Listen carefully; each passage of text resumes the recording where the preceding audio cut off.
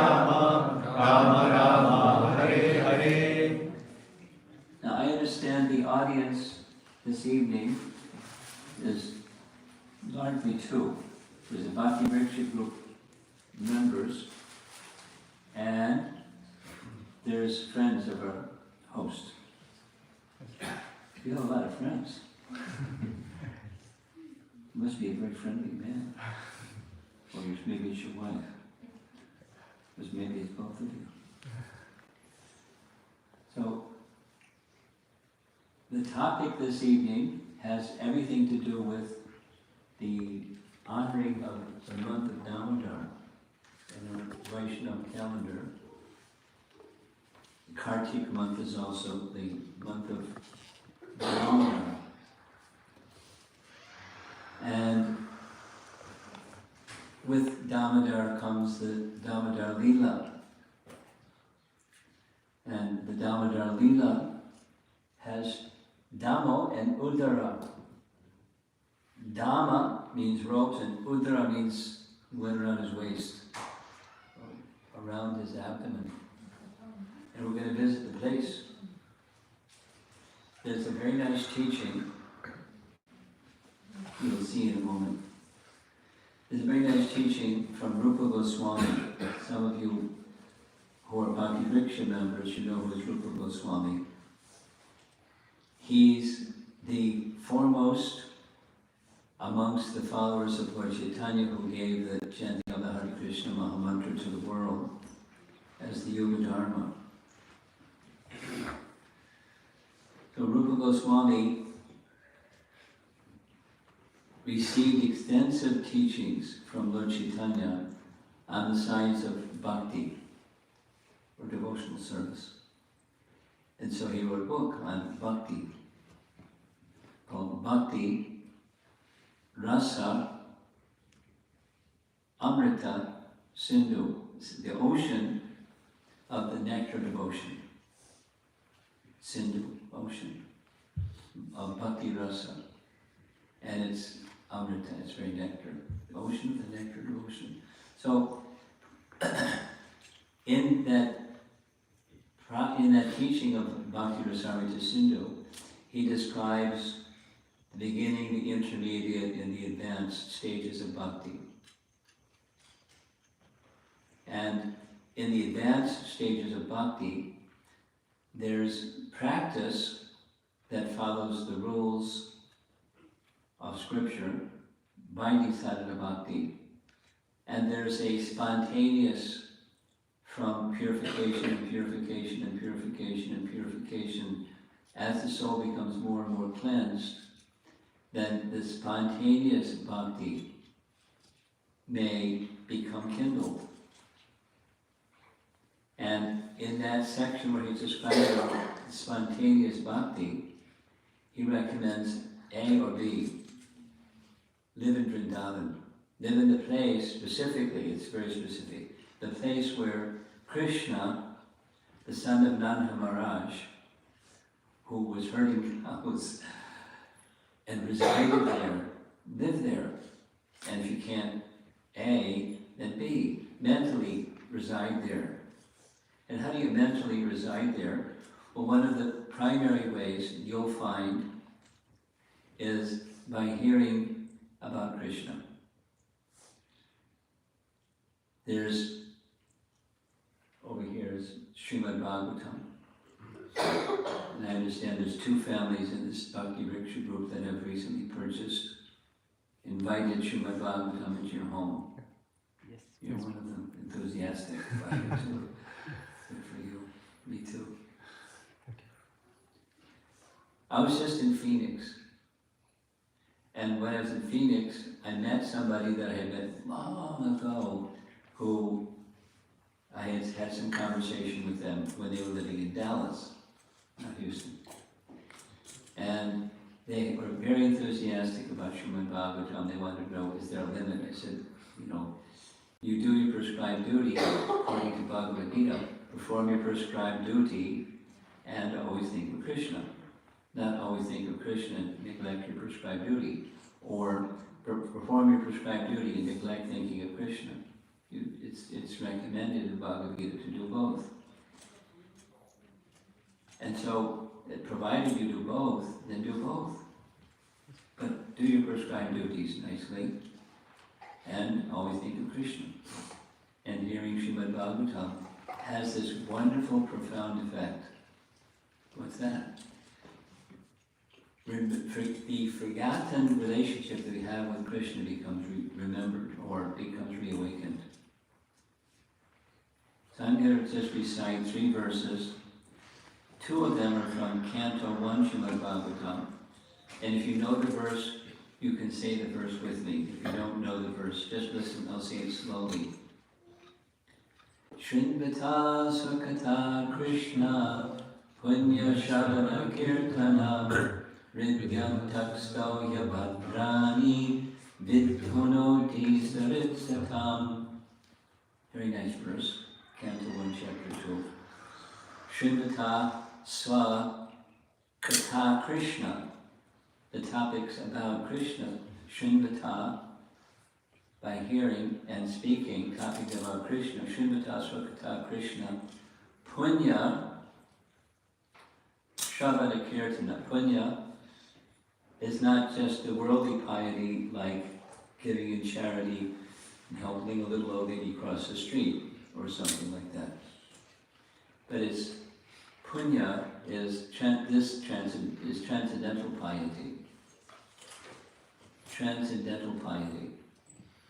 What's the difference between transcendental piety and the one that we're normally hearing about is the other kind of piety, worldly piety. Worldly piety grants an upgrade from this planetary realm, Bhuvandala, to Swarga, Bhuvar and Swargaloka, when they attain heavenly planets. Or in this next life or the next life, greater opulence arising from punya. That's one kind of punya. And there's a transcendental kind of punya. What's that? The transcendental kind of punya is that which entitles you to enter into the spiritual world and reside there forever. Punar Janma Na. No more birth and death. That's very special. So it's that kind of piety that one gets from hearing and chanting on topics about Krishna, which is Srimad Bhagavatam. So Shrinvata Sukata Krishna Punya Shravana Kirtana, then that's internal. Ridyan Taksto Hibhadrani. There's Bhadra, and there's Subhadra, and there's Abhadra. So Abhadra is the opposite of Bhadra, is the unwanted things in the heart. Ridyan Taksto Yabhadrani, that the impure things from the heart become cleansed. Vidhunoti Surit Satam. And then bhakti becomes permanently established. The following verse, if you know, you can say with me. Nashta prayeshu abhadreshu nityam bhagavata sevaya bhagavati uttama shloke bhaktir bhavati naishtuki bhaktir bhavati naishtuki. Naishtuki is similar to the word in the stage of bhakti, nishtha, where bhakti arises, bhaktir bhavati, bhakti arises, and naishtuki becomes established as an irrevocable fact. This is the description from Canto 1, Chapter 2 of stages of bhakti. So that was in Canto 1, Chapter 2. And then supposing, in addition to these 2 families, maybe some other families will invite Srimad Bhagavatam into your home. It means inviting Krishna into your home. And you have to be very special to have Krishna come as a guest in your home. And then you honor him because he's come to your home. So I'm going to read a verse from the final canto, the next to the last chapter of the final canto of Srimad Bhagavatam. That's 12, Canto 12, there's 12 cantos. chapter 13. I mark the page. Text 18. 12, 13, 18. This is a summary of the whole Bhagavatam. I meditate upon that pure and spotless, supreme, absolute truth. Whoops, I'm going back to the Srimad Bhagavatam is the spotless pramana, spotless Purana, Amala Purana. It is most dear to the Vaishnavas because it describes the pure and the supreme knowledge of the Paramahamsas. This Bhagavatam reveals the means for becoming free from all material work, together with the processes of transcendental knowledge, renunciation, and devotion. Anyone who seriously tries to understand Srimad Bhagavatam, who properly hears and chants it with devotion, becomes completely liberated. You no longer live in Houston. You live with Krishna in Vrindavan. You want to live with Krishna in Vrindavan someday? You sure? Here's the ticket. According to Prahlad Maharaj, Kumara Acharat Pragyo, Kumara is from the childhood, Kumara age, Bala, Kumara, Boganda, the ages of, so from the age of 5, specifically is when Prahlad is speaking about. If one engages in these topics of Krishna, it's a certainty. The heart becomes cleansed, and gradually as the heart becomes cleansed, your true self becomes revealed. And as your true self becomes revealed, you carry on doing that which is your nature, and at the same time, you're making your way out of Houston, or into the spiritual realm. By consciousness, not you have to get a new mailing address. So that's what we're doing this evening. We're discussing the pastime of Damodara, and just to say it again in different language, how do we know anything about this? I mean, most of you are from India, or at least you're born in America from an Indian family, so you know these things. But what about a little guy like me that didn't know nothing about nothing and grew up in La La Land in America? And then something happened. Prabhupada happened. And with Prabhupada came Bhagavad Gita and Srimad Bhagavatam and a life of devotion to Krishna. And it was perfectly natural. So we know about the Damodara Lila by sound. And the recorded sound in Srimad Bhagavatam. And why did Krishna appear in this world? He says why in Bhagavad Gita. 2 reasons, or 3. Paritranaya sadhanam, vidashaya taduskritam, dharma samsthapanarthaya, sambhavami yuge.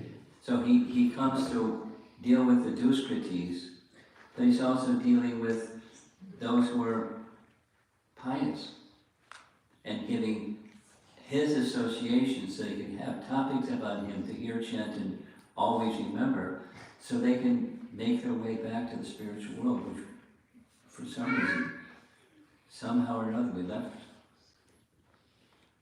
And we're struggling.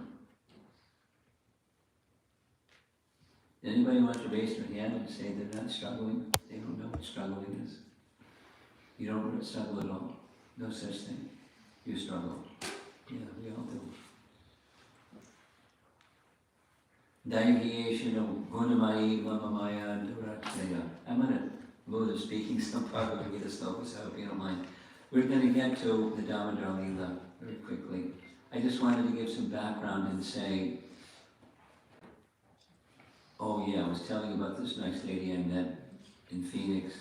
So she now is with a group of ladies, they have a Vaishnavi group, and they're reading Srimad Bhagavatam every day from something like 7:30 to 8:15 in the morning. And they're loving it. I mean, they're doing their chanting and their family duties and things. But Srimad Bhagavatam is right there every day. Every day, every day. And you do that every day, and every day, and it has a profound effect, a cleansing and an attraction to Krishna effect. Okay, so back to visiting Vrindavan. Here's a little bit from our acharyas about the significance of visiting Vrindavan or residing in Vrindavan. That verse that I spoke to you about, Rupa Goswami's writing, here's Jiva Goswami's commentary. The method of Raganuga Sadhana Bhakti, this is spontaneous bhakti. If possible, one should live physically in the place where Krishna lived, such as Vrindavan. If one cannot do that, then the person should live there mentally, and live there mentally by sound and hearing and hearing. And it's true, what you hear is what you remember.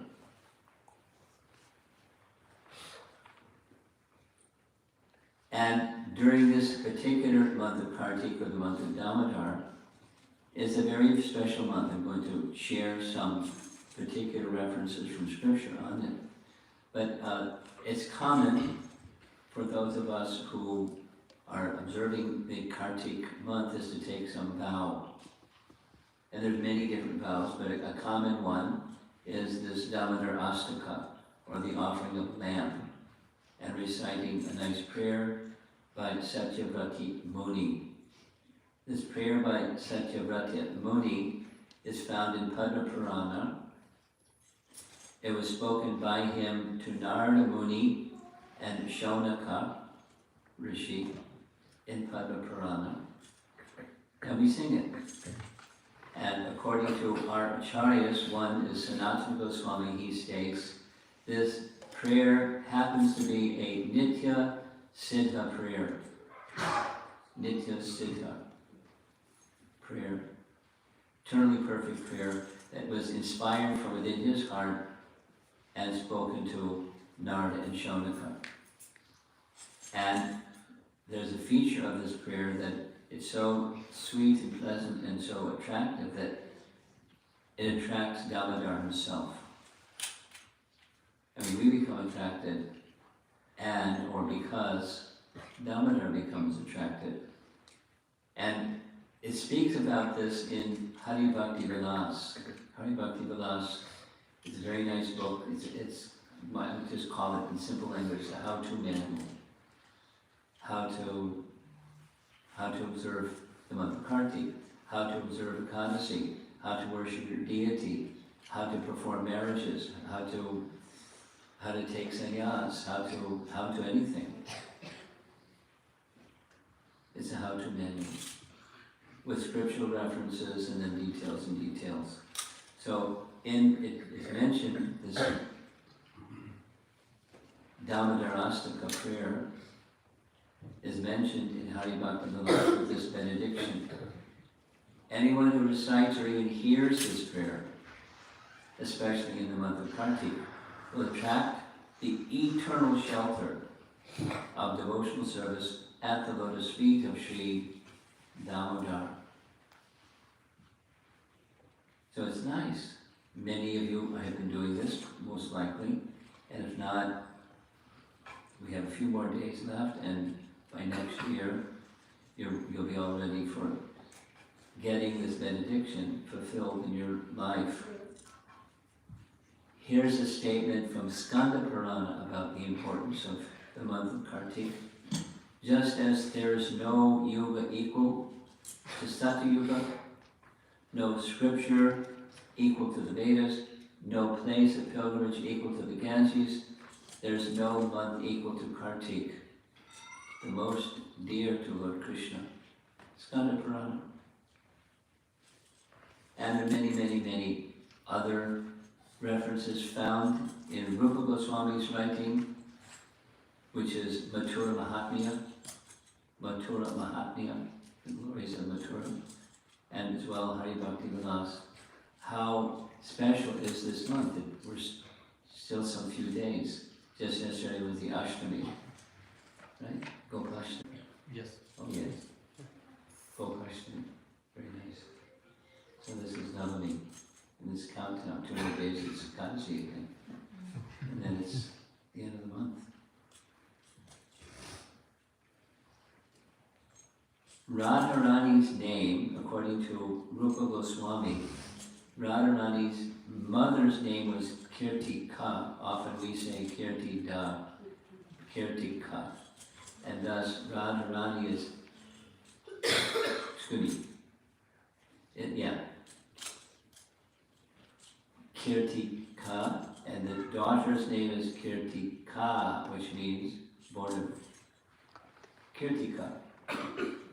I think it should be Kirtika. Anyway, this is Radharani's month. So in his writings, Rupa Goswami refers to Radharani as Kartika Devi. It's Radharani's month. Some of you may know, because you read Prabhupada's books, in Nectar of Devotion there's 64 items that are beneficial, especially beneficial for bhakti, and one of them is making these vows for the Kartik month. So many nice things. Adi Varaha Purana makes mention there's 60 billion sacred places reside in my Mathura. So the place of Krishna's pastimes is very special. And this pastime of Krishna is very, very special. It occurred in Gokul, Mahavan. So where's Gokul Mahavan? When Krishna was born, he was born where? In Mathura, right? Krishna was born in Mathura, the prison house of Kamsa, because Kamsa was the ruler. And Kamsa had prisoned Vasudeva Devaki because the 8th child of Devaki was prophesied to kill him, so he put both of them in jail. And after midnight Krishna appeared, he requested Vasudeva, take me out of this prison and take me to the other side of the river Jamuna. That's where Gokul is. And there's different vanas or forests in Vrindavana and Gokul. So this pastime took place in Mahavan, in Gokul. And there's a temple there. We're going to take you there by these with photos and sound to the place where the mortar, the grinding mortar, Ulukala, was broken, or Krishna was bound by ropes to that Ulukala. Here's the entrance to the temple with a nice motorcycle right in the doorway. And see in the back, there's one of the temples of where the deity is. And then over there to the left, they have this Ulukala behind the hundi box. And you go behind the hundi box and here's what you see. They say this is the grinding mortar and the remains of it, and the little place where the shoes are is where Krishna was. Krishna was tied to the grinding mortar. And this is where they put some sandalwood paste on the same 3 items. Again, close-up of the same. And on festival days, they decorate with flowers and tulsi leaves. So this is the place where this pastime occurred, and I'm going to describe the pastime with the use of nice paintings. This is a children's book to tell the story of Damodara Lila. In this first painting, there's Nanda and Yashoda and little Krishna. And the description of this pastime is found in Srimad Bhagavatam. Very beautiful description, but our acharyas also give some nice commentary. And according to our acharyas, this pastime occurred on Diwali Day. And Mother Yasoda was reasoning, I'm getting these reports that my son is going and stealing butter in the storerooms of my gopi friends, the other coward ladies. Now, why is that? There must be a reason. They're consistently making this complaint. My son goes into their storeroom and steals butter. She deductively concluded, it must be that my maidservants who make this butter, they don't do it properly. So you know what? Today's Diwali. I'll give them the day off. They can be with their families, and I'll make the butter myself. It's Diwali. They can be happy with their family festivities. Jiva Goswami then explains, here's a different artist, but a nice depiction. Mother Yasoda's churning butter. Has anyone here in this assembly churned butter before? Yeah, me too. It's very simple, and it works. I mean, you can make butter, right? So you need a few little utensils. You need a pot. You need some milk, or better than milk is dahi, because dahi makes better butter than milk, but either works. And paddle, and some rod, the paddle is affixed to, and a churning rod. And then, of course, as you see, there's some rope so you can pull it back and forth. You need something on the other side to hold it into place. And when Mother Yasoda was churning the butter, she would sing songs about Krishna. But Mother Yasoda didn't need a songbook. She would just spontaneously sing Krishna's wonderful pastimes because she was absorbed in thought of Krishna. But to make the best butter, according to Jiva Goswami, he has this very nice explanation. I'll summarize the text. You can read it if you want. Nanda Maharaj had how many cows? 900,000 cows. And so she did something that was a little unusual. She knew which grass makes which flavored milk. So she said the 900,000 cows, of them 10,000 were very special. So she fed them very special grass to make very flavorful milk, and they were milked. Now cows usually eat grass, not milk, but she also gave some milk to some of those. Of that 10,000, 1,000 very, very special cows took some of the milk as well as some special grass, and they were milked. And of those 1,000, there's another 100 triple very special cows, and they were milked. And then there's 4 times special, very special cows, and Mother Yasoda took the milk from them, made it into dahi, and began her churning. But before she began her churning, she laid Krishna down to rest so that she could, without interruption, go on with the churning. Well, it didn't last so long because Krishna woke up. But there's a very nice description. It's in the Bhagavatam, and I'll read to you what it says. Dressed in a saffron yellow sari, with a belt tied about her full hips, Mother Yasoda pulled on the churning rope, laboring considerably, her bangles and earrings moving and vibrating, and her whole body shaking. No, when she was churning, the paddles made a sound like a mridanga, and her bangles make sound like kartals. So ching ching, boom boom boom, ching ching, boom boom boom. Is a one-man band singing bhajans about Krishna spontaneously. This is Brahma. And according to Rupa Goswami, the descriptions of Mother Yasoda's attire, her ornaments, her earrings, the perspiration, everything, the descriptions of Mother Yasoda are stimulation for ecstatic love. There's a term for it in Sanskrit, udipan. If it is that one's eternal and natural relationship with Krishna is parental affection, sthai bhava it's called, then that's hearing about Mother Yasoda and meditating upon her and her mood and her activities and her paraphernalia and her dress and her ornaments. It stimulates the mood of an eternal resident of Vrindavan in parental affection. It's a science of rasa from Rupa Goswami's writings. So Krishna woke up. And when Krishna woke up, he looked at Mother Yasoda. And Mother Yasoda smiled because she's making butter for Krishna. But Krishna didn't want her to make butter. He wanted her to feed him. So what did Krishna do? He reached up and grabbed the rope.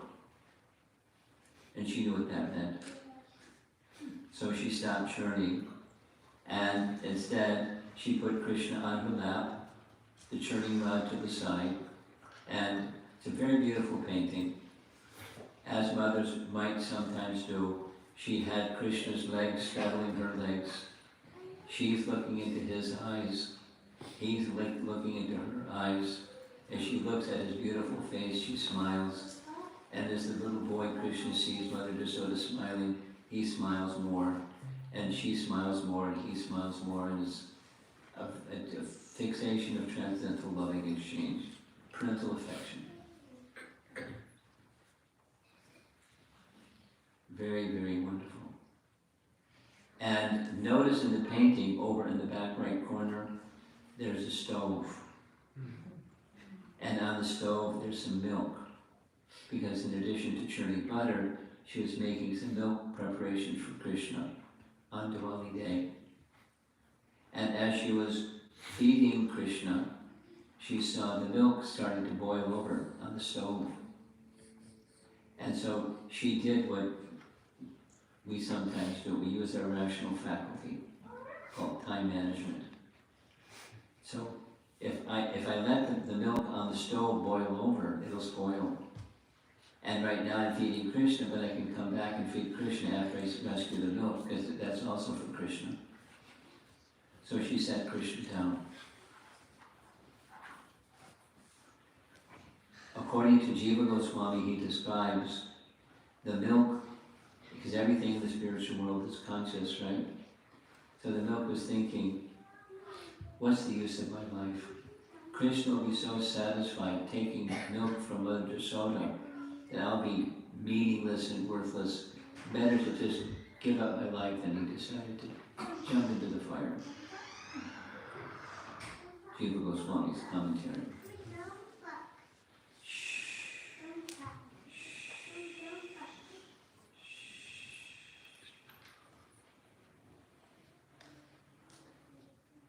So she rescued the butter, the milk on the stove. And here's the painting showing she's rescuing the milk from the stove. And that's not what Krishna wanted. Krishna wanted to feed him.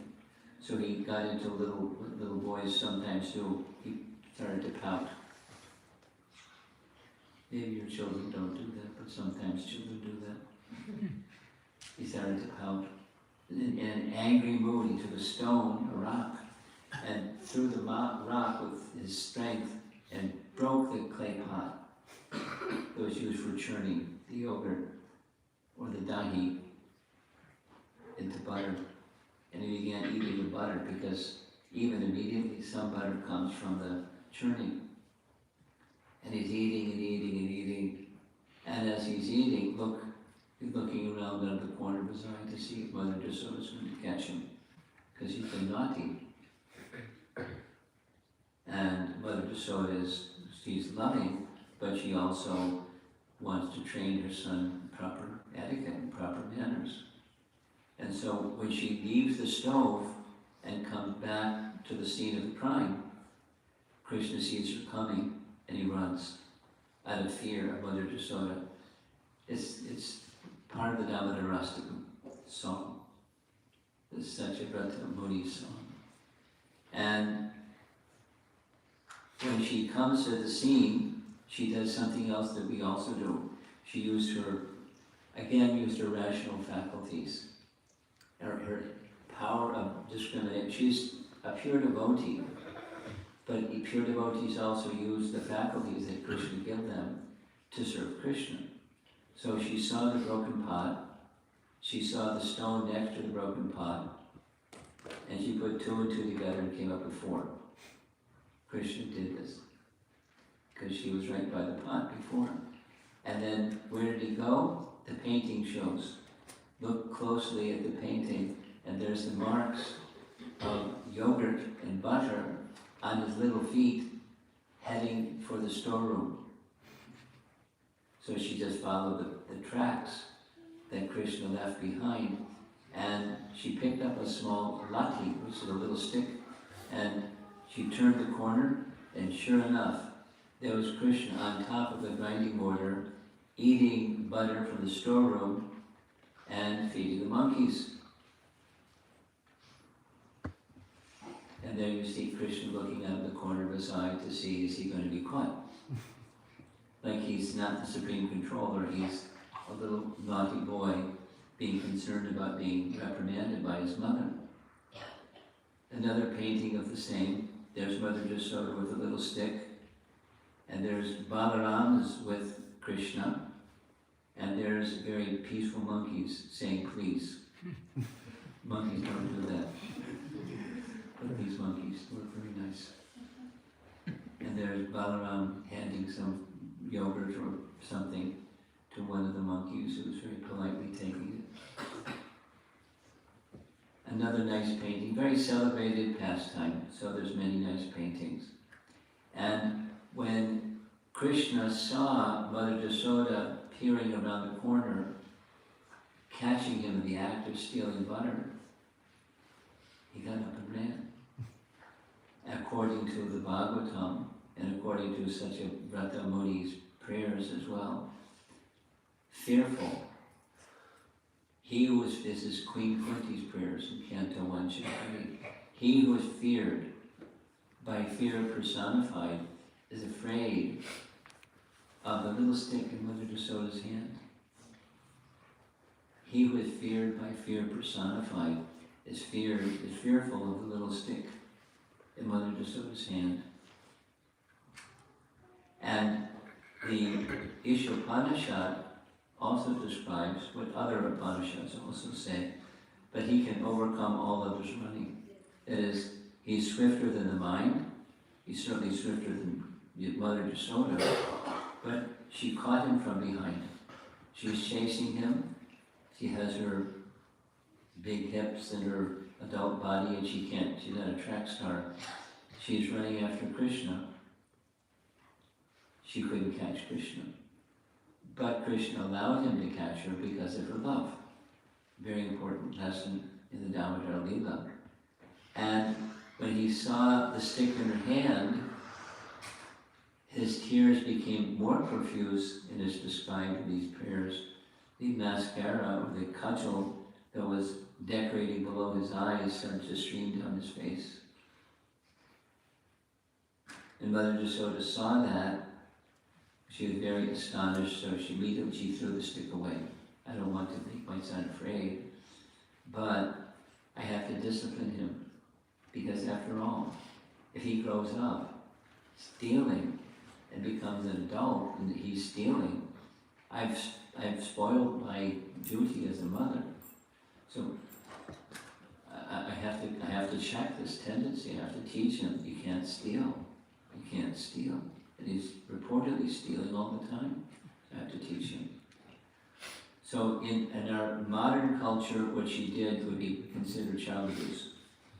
But in Vedic culture, it was a standard practice when a child was being uncontrolled. One of the ways to control, little rope, little string tied around their waist and tied to some other object. So since the nearest object was this grinding mortar, she attempted to tie him to the grinding mortar. She tried one end to the grinding mortar, and then the other end, she tried tying the rope around Krishna's waist. But as you know, It was 2 inches too short. Actually, the Sanskrit says 2 fingers too short. 2 fingers too short. So what did she do? She used her rational faculty. She got more than 1 rope and tied 2 ropes together and tried to tie the longer rope around Krishna's waist. It wouldn't go around his waist. And again, it was 2 fingers too short. One of our acharyas says she had access to all the storerooms for all the gopis. She got many ropes. It was always 2 inches too short. And she was very puzzled. But after all, who can tie Krishna with rope? So, here's an explanation from our acharyas. Some of you know from Bhagavad Gita, chapter 10. The title of chapter 10 is Opulence of the Absolute, right? In English. In Sanskrit is Vibhuti Yoga. Vibhuti means opulence. So Krishna has unlimited opulences. And sometimes he displays them, sometimes he doesn't display them. When he decided he wanted to display them, according to Jiva Goswami, is Satya Sankalpa Shakti manifested within him. Sankalpa means intention. Some of you know, in Vedic rituals, when you go to a priest and say, can you assist me performing yajna, you have to say what your sankalpa is. I'd like my daughter's marriage to be successful, or I'd like my business venture to be successful, or something. So there's mantras and there's tantras specifically designed or appropriate for particular sankalpas. The sankalpa is important, it's intention. And Krishna has his own intention, it's Satya Sankalpa. And he has his own potencies to fulfill his own intentions. And one of those potencies is his vibhutis. So these 2 vibhutis entered his body, according to the way Jiva Goswami describes it. And the other ladies were watching her, just sort of trying to bind Krishna. And it wasn't working. And they were thinking, why isn't Mother Jasoda just understand? Is it not meant to happen? Because she got so much rope. According to the commentary, 100 hastas, or 150 feet of rope, 150 feet of rope, doesn't go around my son's waist. And his son's waist is the size of a fist. So isn't that, I can't understand this. And not only that, no matter how many ropes I get, it's still the same 2 fingers too short. That's the second thing I don't understand.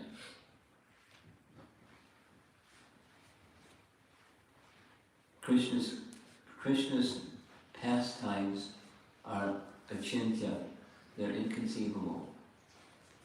And yet, they're very relishable, even they're inconceivable. So, she continued to try and get more ropes and tie Krishna. Although her friends were saying, don't you understand, it's not meant to happen. So she was determined, because she's Mother Jasoda, and her son is stealing, and I can't have my son go out, be a thief, and do nothing. I can't do that. So she was being a mother. Mothers are supposed to be mothers. So, she's the mother of the Supreme Lord Krishna. It's not a position. This is important. The position of Mother Jasoda is not a position that someone can attain. Rather, Mother Jasoda is eternally Mother Jasoda. And she manifests with Krishna as Krishna descends to form his pastimes. She's eternally Mother Jasoda. Eternally. And Nanda is eternally Nanda. And there are others who have parental affection, but they're followers of, and assistants of, and dear friends of Yasoda and Nanda. And they also have profound parental affection for Krishna, as if Krishna is their own son, but he's not. But when Krishna saw her continuing to try to bind him, he became concerned or compassionate or merciful, because perspiring and flowers were falling from her hair, and she was obviously bewildered. So the way that it's described, that he whose heart turns into butter by the love of his devotees, he decided to withdraw his Satya Sankalpa Shakti and manifest two other potencies. His other potency was his Kripa Shakti, so the Vibhuta Shakti was withdrawn. And Mother Yasoda was exhibiting Bhakti Shakti. Bhakti Shakti. She was very concerned in a devotional way, not in otherwise, to train her son. So she made some endeavor. But my understanding, it's a fundamental understanding about spiritual life. There's two things. Some endeavor in devotion. The phrase used by this acharya is Purishrama. So some effort from our side and Krishna's mercy. If you don't make effort, nothing happens. And if you make effort but Krishna doesn't smile upon that effort, nothing happens. So these two things are needed for in material life and in spiritual life. Both principles. Without Krishna's mercy, nothing happens. Without effort and endeavor, nothing happens. There's not one versus the other. Both are needed. So here's the commentary. The bhakti, bhakta, nishtha, that's Mother Yasoda. When the bhakta, that's us, make a effort, tireless effort, we discussed this earlier. The stage of nishtha is the stage of steadiness.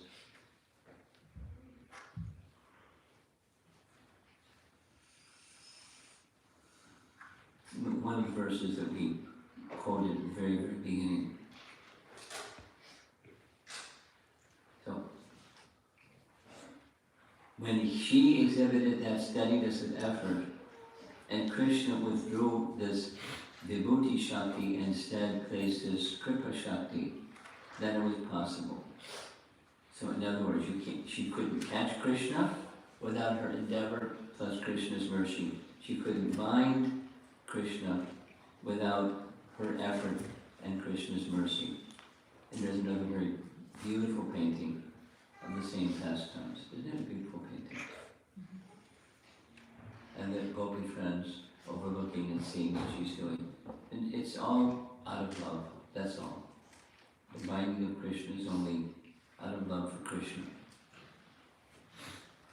That's part one. Part two, this pastime is Yasoda Damodara Lila, more technically, but there's also a Radha Damodara Lila. It's less known. I don't know any song for it either. But it's described in several places, and the root scriptural source for this is the Bhagavattara Purana. And Jiva Goswami, I've mentioned his name several times this evening, he has written 6 Sandarbhas, which are explanations of Srimad Bhagavatam, and in the final, the 6th is Priti, or the culmination of loving devotional services where love comes. So here I'll just read the text. In Srimad Bhagavatam 10:32-6 is described another kind of gopi. A gopi who thinks Krishna is mine. This Sanskrit phrase is mamata. So you've heard that phrase before. It's Krishna is there's one supreme independent and everything else is dependent. But that one who is dearmost to Krishna, she thinks Krishna is mine. Not in the sense of material property, put Krishna in my pocket, walk down the street and I've got Krishna. But he's everything for me. He is my everything. Mamata. That's Radharani. This gopi is also situated in the midst of the gopis. Her position is very rare and exalted. She has a special kind of love for Krishna. Thinking, Krishna is my property, she stares at him with frowning glances and enjoys other like pastimes with him. This particular gopi is Sri Radha. Her exalted position is described in these words, describing the month of Kartik in the Vraja Ratnakara Drita part of the Vishnu Purana. So that's the scripture source, the Vishnu Purana. And it gets repeated several times. That evening, Lord Krishna went to Radha's home. Angry, she bound his waist with her own sash. Telling her about a great festival at home, Lord Krishna pacified his beloved Radha and she set him free. So that's Radha Damodara. In addition to Yasoda Damodara. Now this is Jiva Goswami's writing, and it's found in Priti Sandarbha. Here's another reference from another one of his writings, Radha Krishnarchana Deepika. Same scriptural reference described slightly different. In Goloka Vrindavan, Lord Krishna eternally assumes a youthful form. In this form, he enjoys in various ways along with his beloved, Srimati Radhika. Once during the Kartik month, he stayed to celebrate the festival. Kartik, the Diwali festival, arranged by Purnamasi. Who's Purnamasi? Who knows? Who's Purnamasi? Sudama's. Huh? Sudama's grandmother. Sudama's Sudama's grandmother. Sudama's grandmother. Okay, let's just do this. When Krishna was a little boy in Vrindavan, he was taken by Akrura to Mathura to celebrate the bow festival, and in the course of that celebrating the bow festival, he killed Kamsa and Chandra and Mushtaka and the other wrestlers, and he set his mother and father free. Vasudeva and Devaki were in prison, he freed them from prison. When that happened, he was 10 years, 8 months. In those who are Kshatriyas, it's time for Upanayana. So he was given his Upanayana, which means that it's time for him to formally begin his studies. So Krishna chose the school that he would do his studies. And he chose, without there's details, but the school of Sandipani Muni. Sandipani Muni. There's a whole description of this, the later section of the Bhagavatam. Because one of his dear friends in school was a Brahmana named Sudama. Sudama Vipra.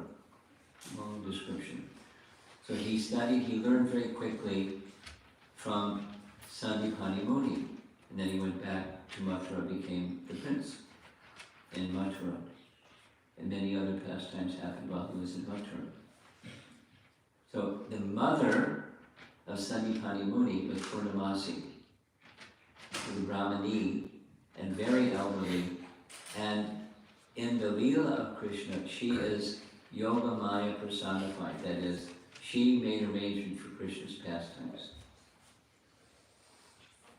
The worldly mood was, she's a very elderly, highly elevated Vaishnavi Brahmana. The whole of Vrindavan looked up to her, naturally so, and properly so, socially so. So she was arranging a festival. Purnamasi is arranging a Kartik festival in Nanda Maharaj's home. Krishna wanted to meet with Radha, but he was taking part in the festival arranged by Purnamasi, so he was late. He's narrating this. So when he came to meet Radharani late, she was angry. She was pouting. And she took a sash or took a rope, a waistband, and tied it around Krishna's waist. So Krishna then, Jiva Goswami writes, "O slender-waisted Radhika, I am most satisfied by this action of you in binding me lovingly by your waistband. O beautiful lady, this name of mine, Damodar, has now become dearer to me. In this world of mine, no other name is as dear to me as this name. By chanting this name, one will always have children and will attain all perfection, along with the rarest forms of devotional service. One will also be able to stay eternally in my abode by chanting these names." So, dear devotees, chant the Damodarastika for the month of Damodar, for the whole month. It's very auspicious. In the very near future, when Mother Jasoda will bind me to the mortar, this name of mine will be manifest in the material world. In this month of Kartik, one who worships me with you, according to the rules of the scriptures, will attain the fulfillment of all desires. Nice. So the Radha Damodara Lila. And again, the same Bhavishya Purana, citing Krishna Das Kaviraj. Now, who's Krishna Das Kaviraj? Krishna Das Kaviraj, many things we could say, but one principal thing is he's the author of Chaitanya Charitamrita. And I just yesterday looked at the list of disciplic succession. Just at the end of the introduction of Bhagavad Gita, before chapter 1, you'll find that list of our disciplic succession.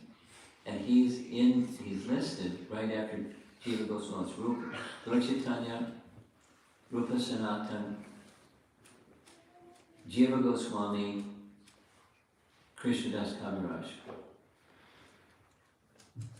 A very important person in our disciplic line.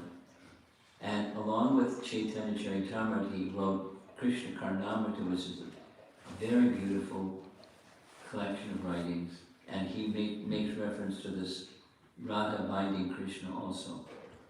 Having missed a rendezvous with Srimati Radhika, Krishna was passionately frowned upon by her and was subsequently bound up by her golden waistband. He then proceeded to offer the explanation that his delay was due to the great festival of the Kartik month that was being celebrated by his mother. I meditate on him, who thus became known as Damodara, who in this bound condition offered many excellent words of flattery with ecstatic goosebumps on his body, with flattering Srimati Radharani.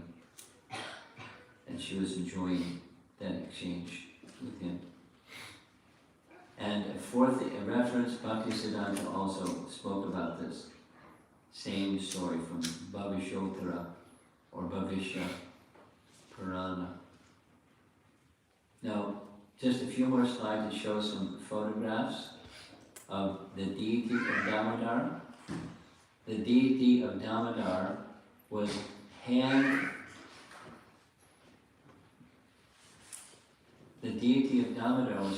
carved by Rupa Goswami, his guru, from a black marble from Vindhya Parvat mountain. There's some detail. It's a very short deity, and Jiva Goswami worshipped this deity given to him by Rupa Goswami, and it's the Radha Damodar deity. And over by this side, that's Radha. Over on this side, that's Lalita. And the same deity is now being worshipped in Jaipur.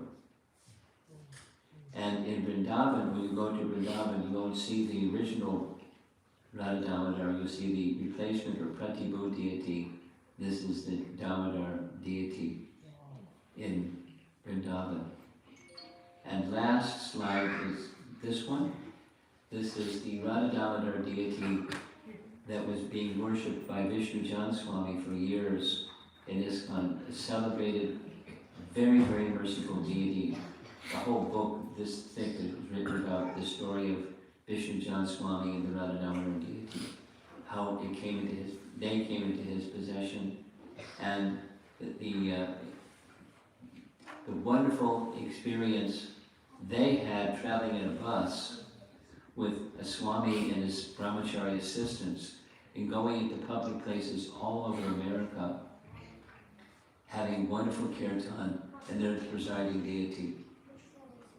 When that bus party was concluded, the deities are now at the Geetanagari farm in mid-Pennsylvania.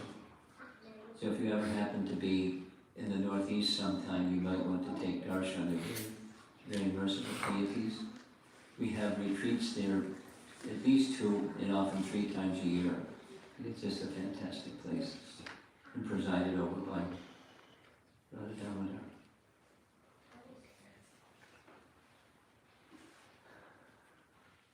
So there's some Harikatha, or Damodar Katha, on the occasion of the Kartik month, or the month of Damodar.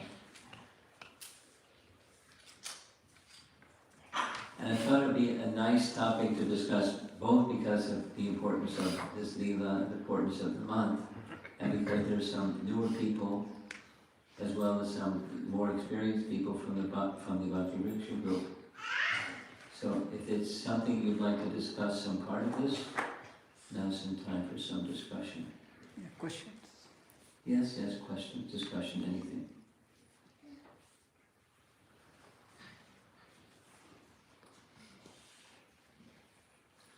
The child in the back sounds like a bird.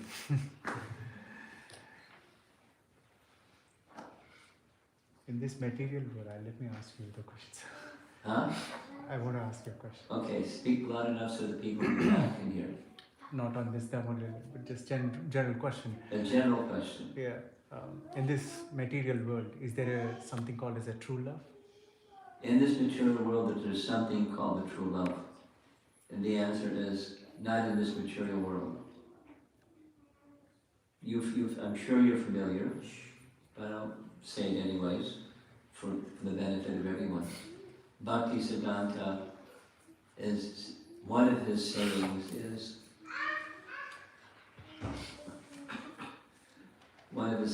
is, there's no love in this material world because there's always calculation of selfishness in all relationships in this world. Or say it the other way. In a relationship where there's no self-interest, that's what true love is. Now, Prabhupada said, the closest thing to true love in this world is the affection of mother for a child, because it's selfless. The mother derives in happiness in being mother, but what's the reciprocation? Like making messes and crying, and we won't describe all what mothers have to do. But it's the affection of mother. Is the closest thing, Prabhupada's statement, the closest thing to real love in this world is the affection for mother for child. Not to say fathers don't have that love, but especially mothers have that love. There's no such, so say it again, Bhakti Siddhanta, very strong. There's no love in this world because it's always mixed with selfishness.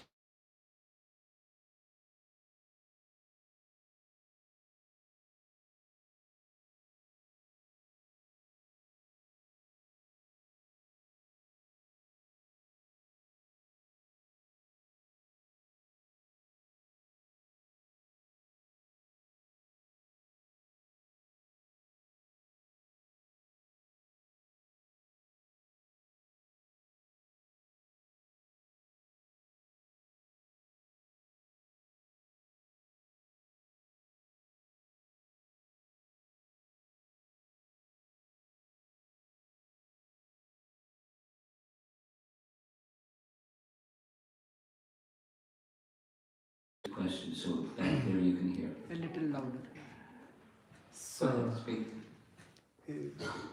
there are many faiths and many beliefs in this world. I mean, Many faiths and many beliefs. Um, So is the Krishna consciousness the only way forward? And is there any proof or any way you can say this is the way, this is the path of life? Well, his question is Krishna consciousness exclusive, the only path that one can go on to reach the stage of perfection? And is there some verification of that? It's not an ism, it's a principle. And the principle can take different shapes and different forms. So it's not the form or the shape that is the essence. The essence is the essence. And the essence is loving service. The essence of a living entity is serving. Essence of a living entity is service. Jiver Shorabai Nityara Krishna Das. The essence of a living entity is service, and in the purest form, that service is service to the Supreme. So that's the essence. You call it by this name or that name or the other name. That's what Krishna consciousness is. It's not just it's an institution, but it's a principle, and applying that principle is the means.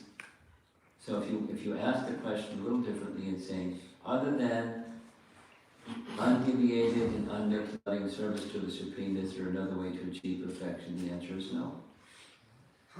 If the answer is it this particular form that it has to be and there isn't any other form that works? And the answer is no. The form is not the essence is the essence. Just today, I was listening to, Prabhupada was in Hawaii, and he was being visited by Yogi Bhajan, and Yogi Bhajan was inviting Prabhupada to come to a conference that he wanted to hold, of bringing spiritual people together and moving together, as a unified way. That was the conversation was about.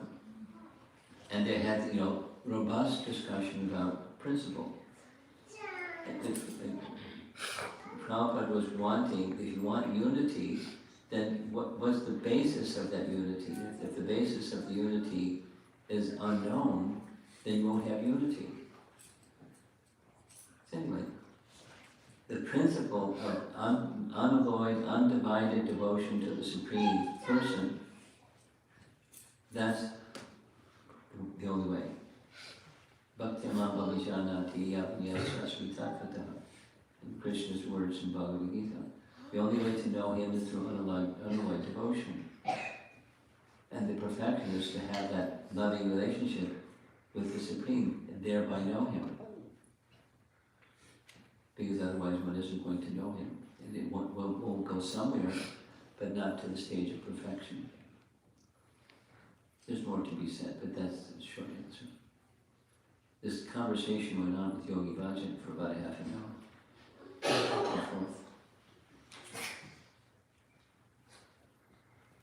Does Guru Nanak accept? Prabhupada was saying, I heard, is it true, that Guru Nanak accepted that Krishna is the Supreme Lord? And Yogi Bhajan's reply was, Guru Nanak accepted that Krishna is an incarnation of the Supreme Lord. Prabhupada's reply, incarnation of the Supreme Lord and the Supreme Lord, that's the same. It's semantics, but it's the same. And therefore, promote. If you want unity, anyway. That's the method. It doesn't matter whether Sikhism or thisism or thatism. There's the source of everything, and dedication of oneself to that which is the source of everything is the path of perfection. Now, what is that source of everything? And it's declared very clearly, several ways, several places in Bhagavad Gita. What to speak of other places? Yes. Hare Krishna Guru Maharaj, thank you for the wonderful class. Hearing the pastime again from you was very sweet. We hear it so many times.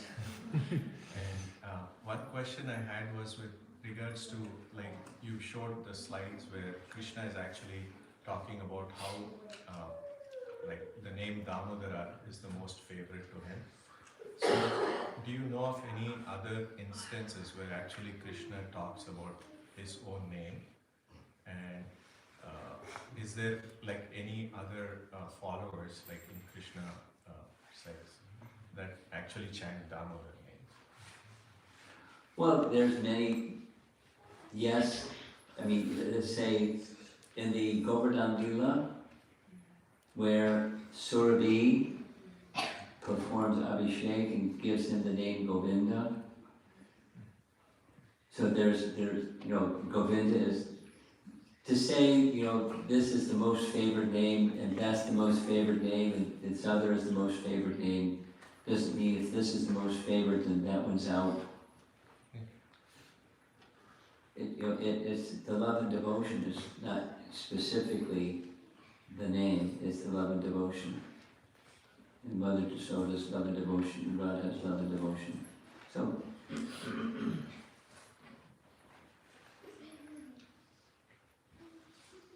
there's a specific reference where Krishna speaks about other names by whom or by which he's addressed. I can't think of anything, a specific scripture reference for that at the moment. I'm sure there are.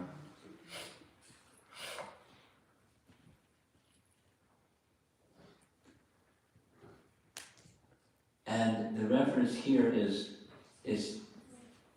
Jiva Goswami, it's Krishna Das Kaviraj's writing, and whether Krishna actually said that or it's his realization of Krishna's mood, I can't say.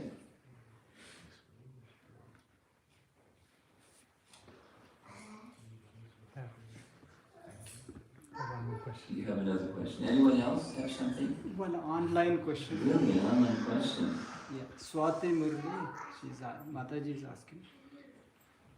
So, when you are speaking on how dear Krishna, the name Damodara was to him, I was thinking of how this name is not used often after Krishna leaves Vrindavan. Same as what he's asking. It's similar to what he's asking. But we want to go to Vrindavan. At least some of us want to go to Vrindavan. So we like that name because it's a Vrindavan, like Giridhari. It's a Vrindavan name. Now persons outside of Vrindavan may not have so much affinity for Giridhari. Or Giriraj.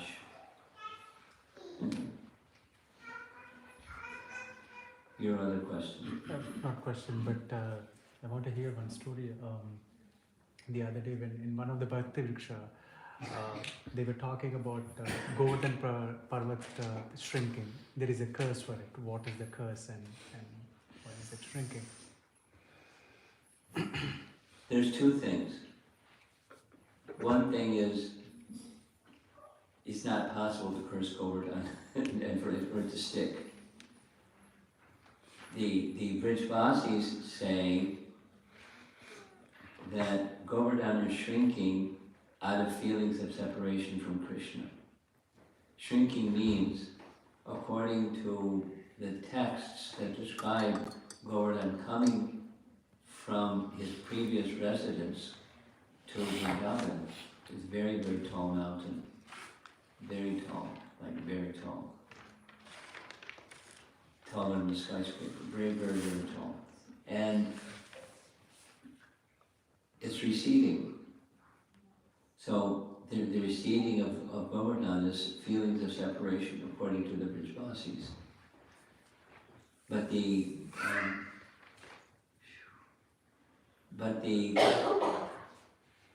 pastime of Govardhan coming, Pulascha Muni requested the Vindhya hills to make a contribution to him of his son, and that his son could come with him to Kashi. His son could come with him to Kashi because there's no mountains in Kashi. So Vindhya Parvat agreed on the condition that his son would be willing to go. His son said, I will go, except one condition where you set me down, that's it. So that you've heard the pastime. Yes. So by Govardhan's arrangement, Pulasthya had to answer the call of nature. As he was passing over, he had a mystic power like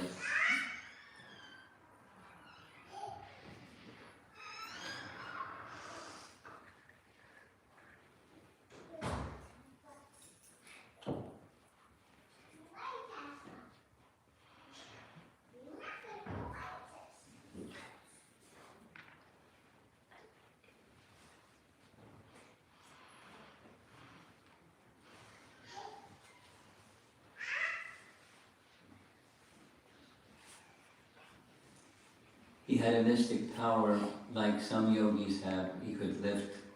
And so he went to answer the call of nature. And when he went to take Govardhan the rest of the way to Kashi, Govardhan wouldn't go. So he said, oh, you've tricked me, I understand. You want to be here because Krishna is going to come.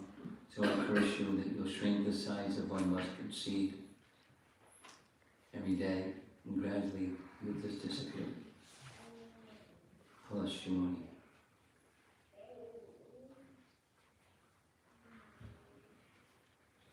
Okay, I think that's it. Maharaj, I have You have something. the slide that you have there, Radha Damodar. Yeah. So you said it's a Pratibhu Murti. What is the Pratibhu Murti? The one in Vrindavan, the one before this, that's the Pratibhu deity. Pratibhu means the replacement deity. So here's what happened. When Aurangzeb was ruling in Agra, he had intense hatred for Hindus and Vaishnava worship. So there was threat that he would come and smash all the deities and smash the temples. So the king in Jaipur made an arrangement to protect the deities, to take the original deities to Jaipur. And he would personally provide military protection and other types of protection for the deities. So the original deities were taken to Jaipur. Radha Govinda, Radha Damodara, Radha Gopinath, etc. for protection. And then after some time, after Aurangzeb was gone, then there's a replacement deity put in their place. That's called Pratibhu. So Madan Mohan, etc., etc. But Radha Gopinath, Radha Govinda, Radha Damodara.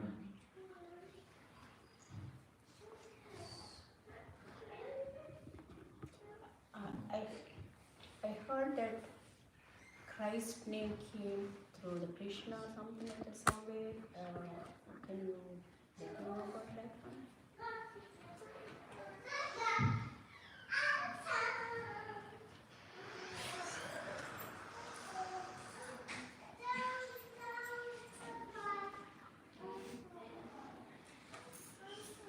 You're speaking of the name or his visiting?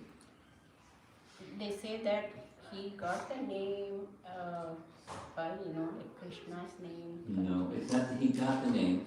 This particular point was discussed by Prabhupada with a Christian priest. And the name Christ comes from the Greek word Christos, which comes from the Sanskrit word Krishna. Krishna, Christos, Christ. So Christ is a derivative of the Greek word Christos, which is derived from the Sanskrit word Krishna. Then Prabhupada was saying, some people in some parts of India say Krishna. Krishna or Krishna, Christos, Christ. In this way, Prabhupada was saying, it's actually referring to the same.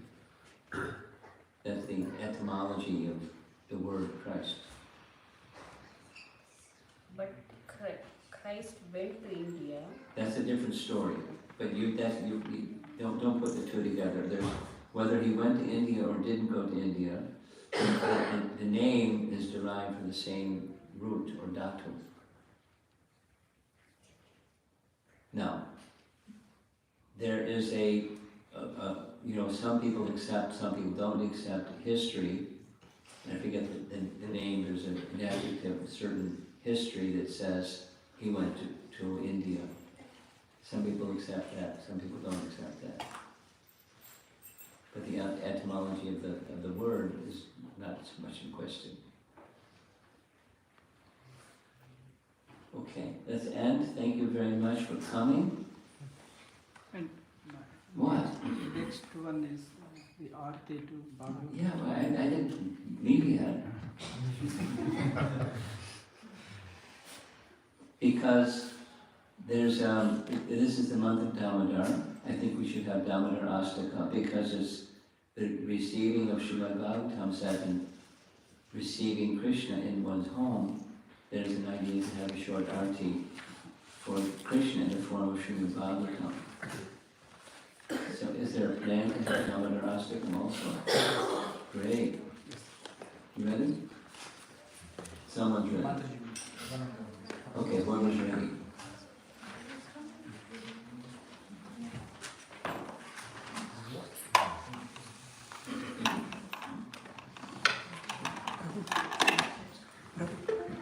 Can you tell that Aarti?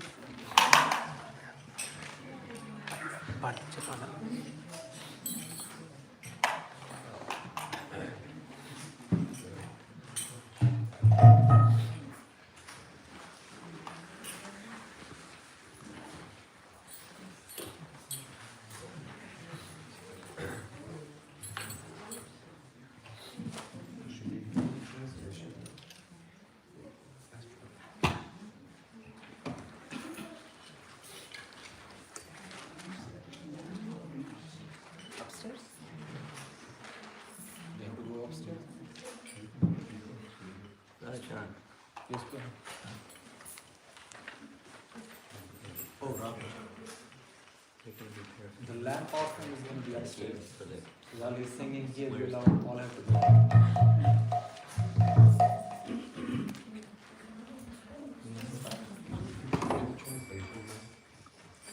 First do There's two things. There's arti and there's Damodara Astakam. Two things. so first will be done.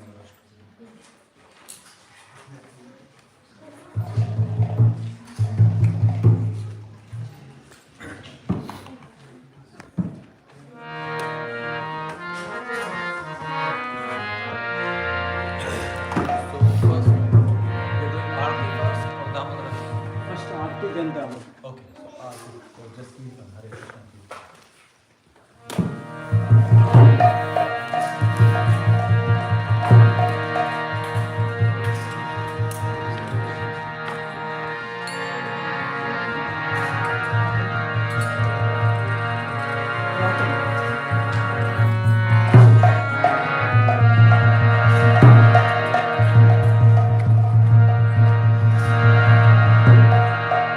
Ramayam Vishwanath